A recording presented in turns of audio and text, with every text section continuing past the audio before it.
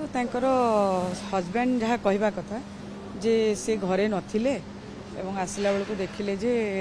तांको मिसेस पड़ी जाइछंती किंतु संपूर्ण भाव में जेहेतु से 80% पड़ी जाइछंती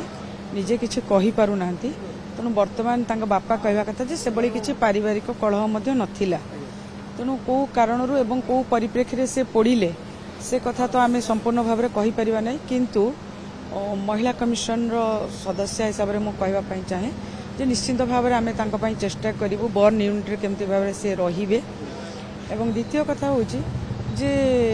ओडिशार प्रत्येकटी माँ भौणी गुरुजन छात्र छात्री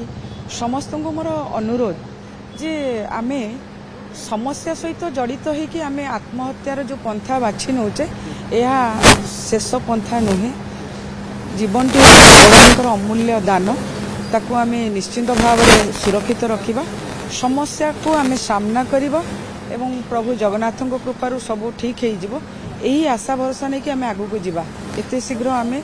समस्या रे जड़ित हो कि भांगी जीवा नहीं समस्ते 2 जन डाक्टर एवं लगी आम ए संजय गिरी जी अच्छा बर्न यूनिट हेड तांको आमे जाऊचु भेटिया पई एवं जेहेतु ये अधिक पेसेंट तेणु मिली ना आम तुम चेष्टा करुचु केमती बर्न यूनिट की शिफ्ट कर हाँ हाँ संभव नुहे हजबैंड भी मो सांगे थिले आपण भी पचारि पारे कि माने बयान देला भली अवस्था से नहांती मैडम भी आमर डीएसपी अच्छा ना सी भी सब रेकर्ड करने चाहूते सी तो कहवा परिस्थिति रे नहांती हजबैंड कहले बापा भी कहले से भली कौनसी कारण नथिला आत्महत्या करिबा